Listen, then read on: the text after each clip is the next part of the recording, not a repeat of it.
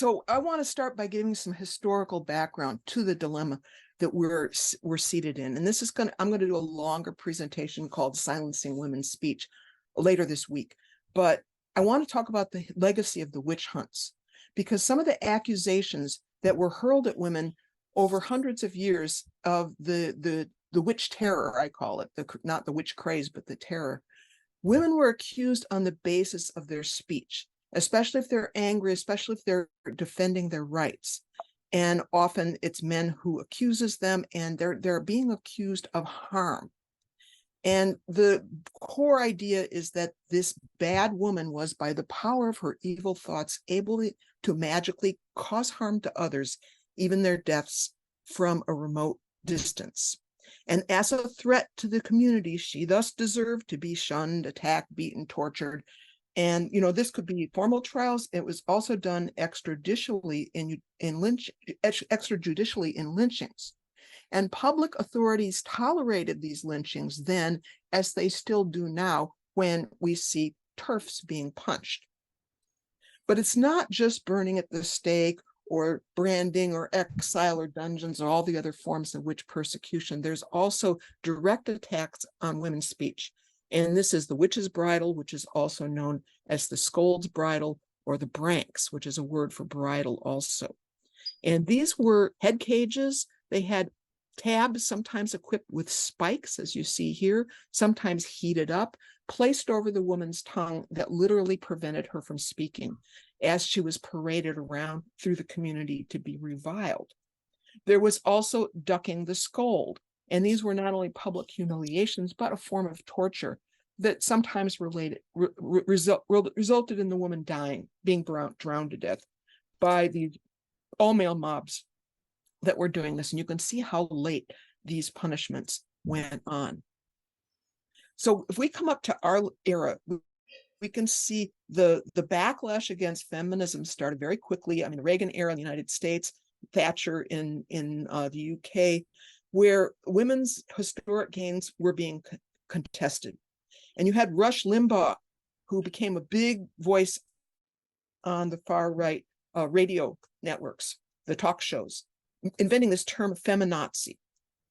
And this 30 years later, we have on the left, black bloc men calling themselves anti-fascists, bawling Nazis, TERFs, bigots at feminists. So there has been a way in which attacks on feminism have become naturalized again in the name of protecting the rights of trans people. And not all trans people are on board with these attacks. But I want to just really say that this silencing of women is part of a long cultural pattern. And we've seen the idea that sexist insults and degrading name calling thrown at women, and even literally trying to silence women, is being seen as somehow rightful. And this is still a legacy of the witch hunt. And so you'll see a lot of this it was showing up in cartoons, because men who call themselves on the left are now using a new rationale for misogyny, which is passing as progressive. And this is something that's been ongoing. But another aspect of this, starting in the 21st century, we begin to see the name calling and the insults and the threats taking the form of witch hunting means. So burn, TERFs, die in a fire. So the idea of burning at the stake is actually being invoked. You see a medieval executioner here attacking what looks like a lesbian feminist who's been thrown to the ground in a dungeon. And you see this was even just like last year, advancing on a woman, shouting, "Witch, witch, witch," menacing women physically. These are very old methods of patriarchal control. And threats of violence have always been a way of intimidating women into submission, or at least pulling back and going away. It's a way of marginalizing women. And so you have death threats, rape threats, punch a TERF. And note here that the target is somebody that looks very much like a butch lesbian. And so make them pay, make them regret ever being born. And so this violence is going on, but it's in a larger context of cultural repression from the institutional level. Left institutions, also sometimes feminist institutions, pagan institutions, liberal institutions, where doxing, threatening, stalking, mobbing, firing, banning, shunning, deplatforming, punching, censorship, silencing, expulsion, exclusion in the name of inclusion. This has been the pattern, especially over the last 15 years. And so this is an authoritarian side of the left, and you actually see a literal jackboot. This is from earlier this year at the Let Women Speak event in New York. Whatever you think of that group, this is, look at this. The woman's holding a sign saying, "I had this coming." And it's just literally male aggression literally stomping on women. And so you have banners being held up, and you have women participating in this, as they did in the witch hunts. But in the name of being Antifa, they're actually using fascist methods of intimidation, like the brown shirts in Germany, like the black shirts of Mussolini, and literal death threats. And so, this is all done in anonymity, in terrifying outfits, using anti-riot fences as weapons, burning lesbian posters, and kill the turf. This guy is shown here. He has torn away a banner and is stamping upon it from a feminist demonstration in Spain. And it says, "If we don't fight together, they will kill us all separately." And this is the message that he's stamping on. And so these physical attacks, throwing punches, threatening women with fire, with cries of "burn the witches," as happened to Résistance Lesbienne in Bordeaux a couple of years ago. And this is the woman who had her skull broken in Auckland. There was a mob, and you can see that stills from the footage. This beardo is attacking her. He punched her in the back skull, gave her a concussion, broke her orbital bone. This is all happening. And why is all of this violence, these threats, and this open misogyny, calling women by sexist slurs, why is that being ignored?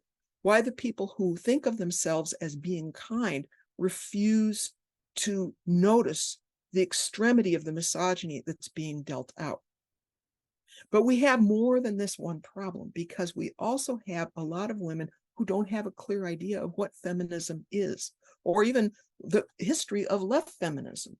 And, they only know the form that started in academia with queer theory and, the silencing of some feminist voices, that these dominant forms have captured left and feminist institutions, gay institutions, lesbian institutions, pagan liberal institutions in the 21st century.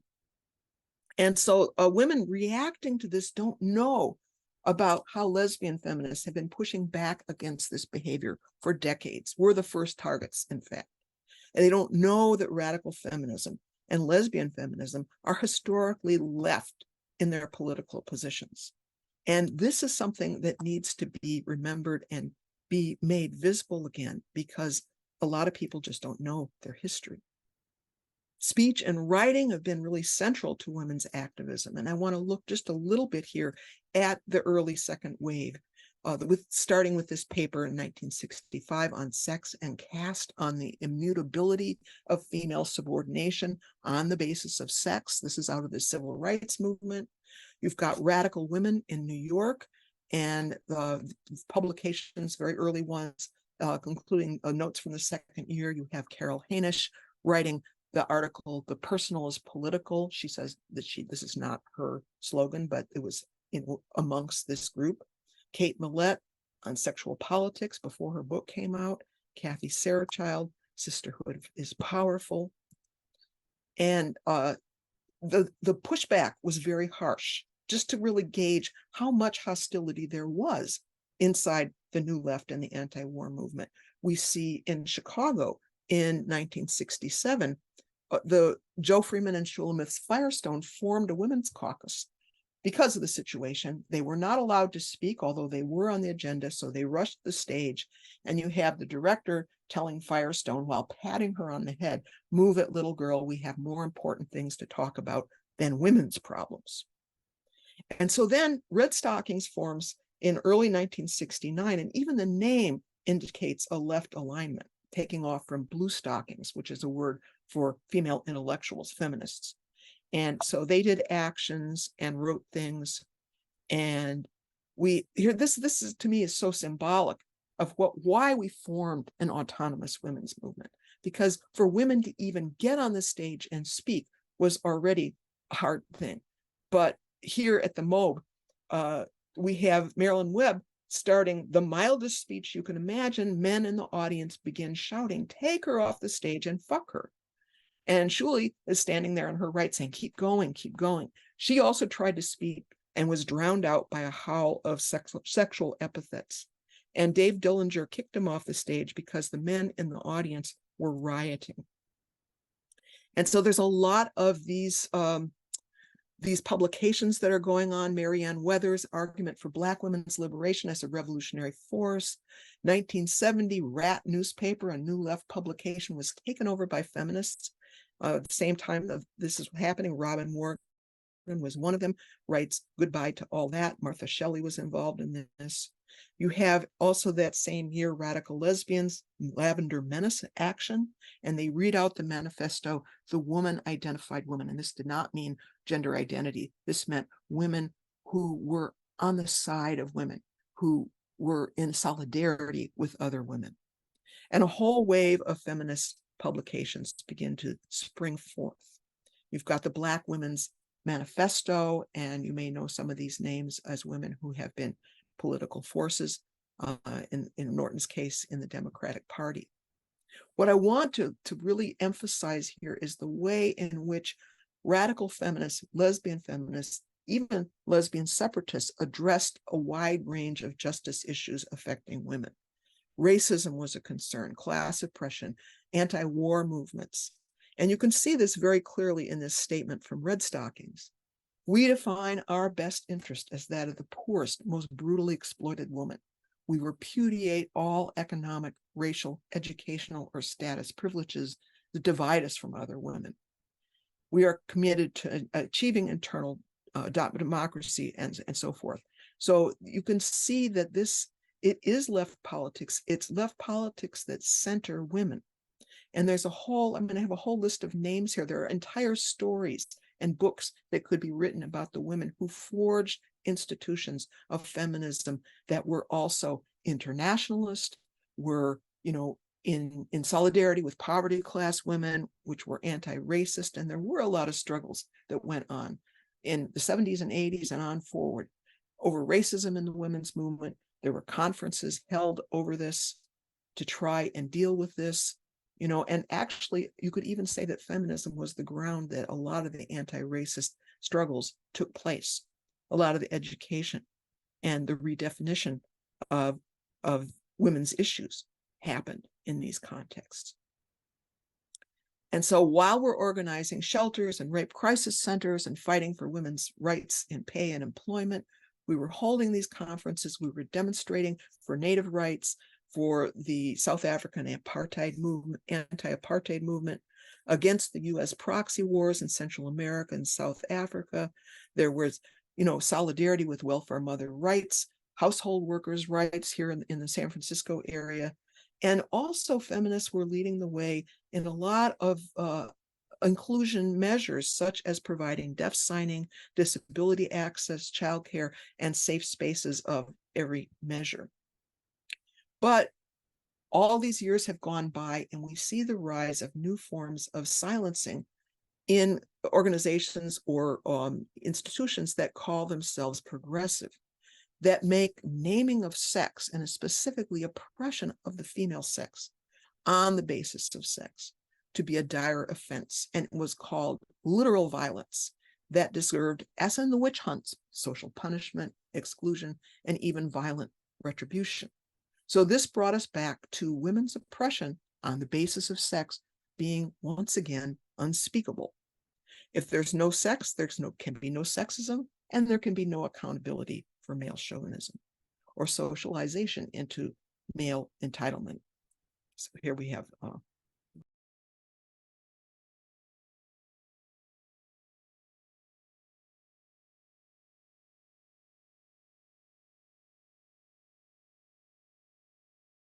sorry, I accidentally muted myself. There's a whole wave of bannings, firings, expulsions, pylons that have taken place. And these are only a few of the women who have undergone this treatment. It's ongoing, whether they're speaking out against gender medicalization for youth, whether they're speaking against the sex trade, a whole range of different things, from academia, from left institutions, from the Guardian newspaper. But we are really in a rock and a hard place situation because we're also getting hit from the authoritarian right. And this is the Christian nationalists. They want traditional patriarchy to be the rule of law. They have already begun to ban abortion rights. Now they're going after contraception and openly pledging to abolish the social safety net. And the fundamentalist fascism, you probably haven't heard of this Seven Mountains movement. This is a political movement of Christo-fascists that want the authority to rule over the entire country. This is something that also the Heritage Foundation's new 2025 policy is advocating, as an imperial presidency that controls the civil service as a dictator.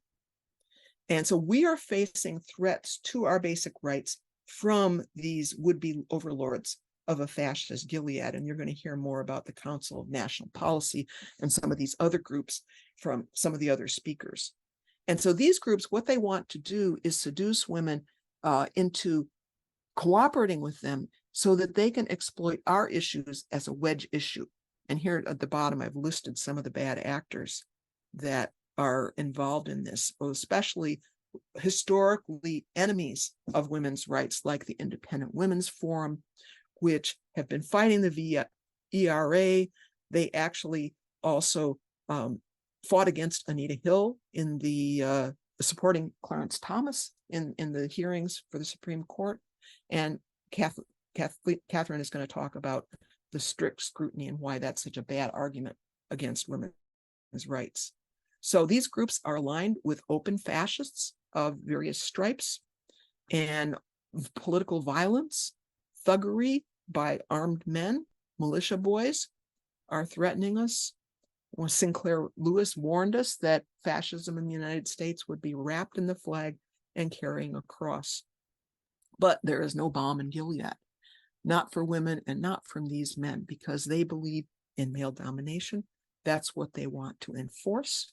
They're working systematically to do so across a broad consortium of very well-funded, powerful organizations.